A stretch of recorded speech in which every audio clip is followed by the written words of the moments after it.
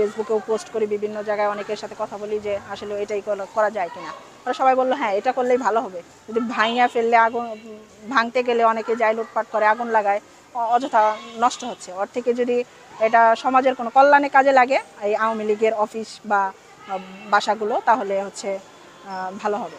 এর জন্য ওই দিন শুধু অফিসটা ভেঙে চলে গেছিলাম, আর ভাঙি নাই, গেছি না তাহলে ভাঙবো না, শুধু অফিসটা একটু ভেঙে রেখে যাই। তারপরে এটা হচ্ছে কোনো বৃদ্ধাশ্রম বা পাগলের আশ্রম, এতিমখানা কোনো কিছু করব।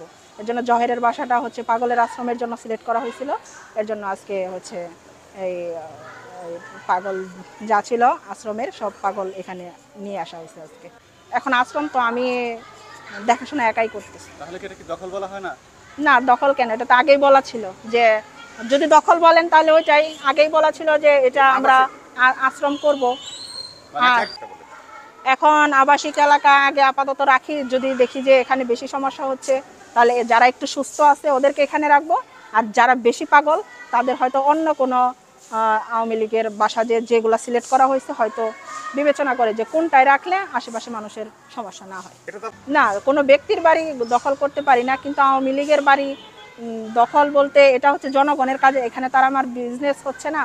মানে আমি যদি ব্যক্তিগত কোনো বিজনেস, কোনো কোম্পানি, কোনো ট্রেনিং সেন্টার করতাম তাহলে একটা কথা ছিল।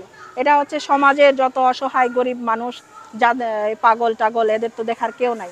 এই সমাজের গরিব মানুষ, এই পাগলটা রাস্তায় না থেকে আওয়ামী লীগের বাড়ি এখন পড়ে আছে পতিত, এই যারা সারা জীবন মানুষের উপর জোর দখল করে অত্যাচার করে এই অবৈধ এই প্রাসাদগুলো করছে, সম্পদগুলো করছে, এই অবৈধ সম্পদের ভাগিদার এই অসহায় মানুষগুলাই। এর জন্য অসহায় মানুষগুলাকে এখানে রাখা হচ্ছে।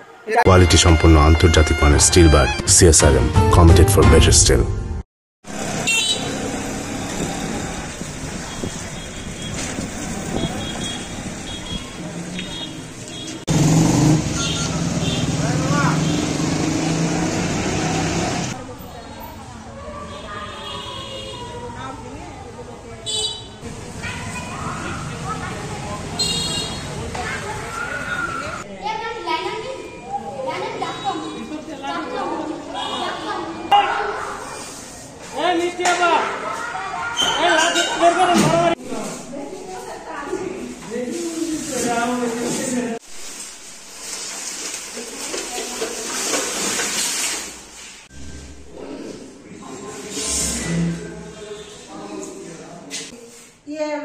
ফারুকের বাসা আমরা যখন ভাঙতে যাই তার আগেই তো কিছু পোলাপান যায়।